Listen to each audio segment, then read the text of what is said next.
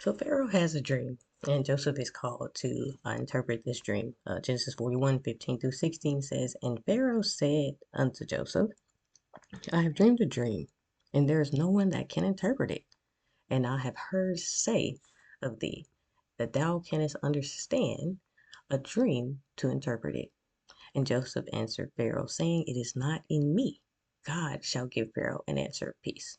So, understanding Joseph is in a place right now where uh, he's hearing again that no one can interpret a dream, but he understands that his God is able to. And then he makes it more clear in a humble, integral way and says, It is not in me, but God shall give Pharaoh an answer of peace. So, understanding that God is the one who prospers. God is the one who gives peace. God is the one who stays with us so that, and He's the one who gives answers of peace. So let's go on to Genesis 41:25. It says, Then Joseph said unto Pharaoh, The dream of Pharaoh is one. So he begins to interpret. God has showed Pharaoh what he is about to do. So let's stop right here. So God is showing the leader of Egypt what he's about to do. So the sovereign Lord, the one who does not have to answer to anybody, decides to give Pharaoh this information. So let's take a look.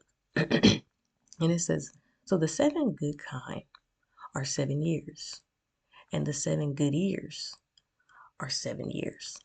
The dream is one. And the 7 thin and ill favored kin, that or kine, that came up after them are 7 years. And the 7 empty years blasted with the last wind, with the east wind, uh, shall be 7 years of famine. This is the thing which I have spoken unto Pharaoh. What God is about to do, he showeth unto Pharaoh.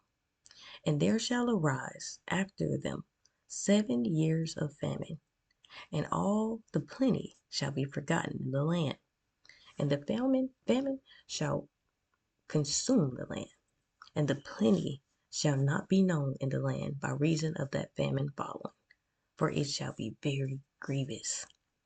So Joseph interprets Pharaoh's uh, dream, and he lets him know this is one dream. So 7 years of plenty, followed by 7 years of famine. So Pharaoh asks Joseph, since he's a man who's able to interpret this dream, since he says that God has given him the information, and because Pharaoh's a intelligent man, he asks Joseph, okay, Joseph, what shall we do then? So Joseph lets Pharaoh know, Genesis 41, starting at verse 33. Now therefore, let Pharaoh look out a man discreet and wise. So let's stop right there. When there is coming a national disaster that needs to be managed, number one, you want to look out for a man that's discreet and wise. Why discreet? Someone who is not going to pour out the king's business everywhere, and wise enough to handle the situation. And Joseph says, and set him over the land of Egypt. Let Pharaoh do this, and let him appoint officers over the land, and take up the fifth part, or 20% of the land of Egypt in the 7 plenteous years, and let them gather all the food of these good years to come, and lay them up under the hand of Pharaoh, and let them keep food in the cities.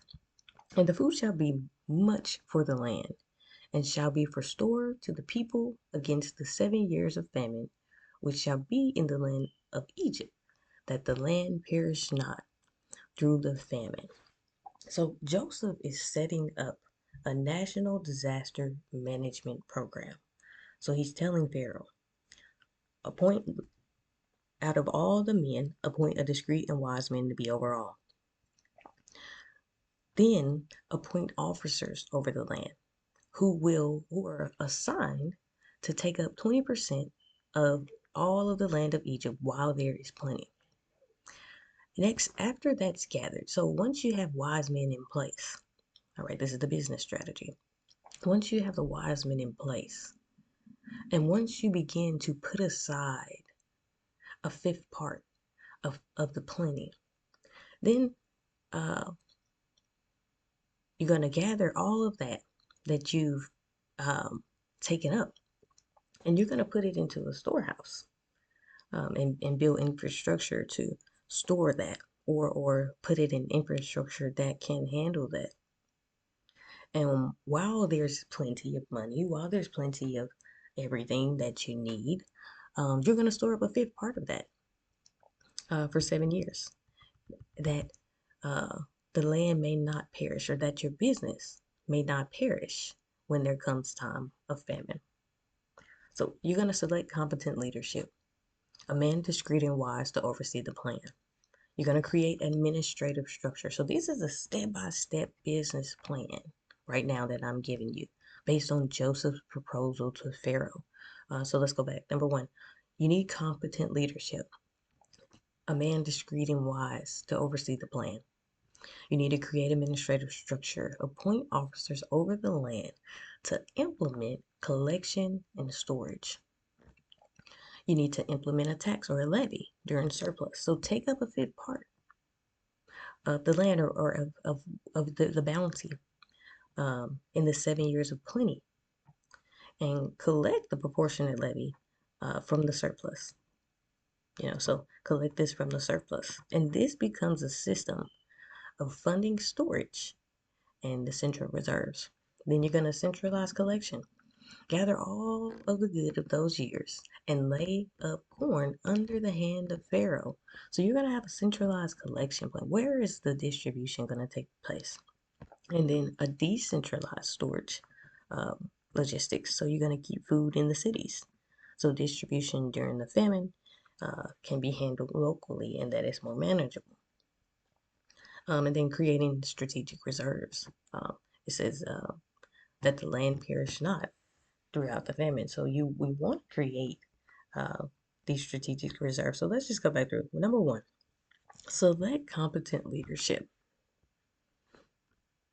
Making sure that we're selecting competent leadership, extremely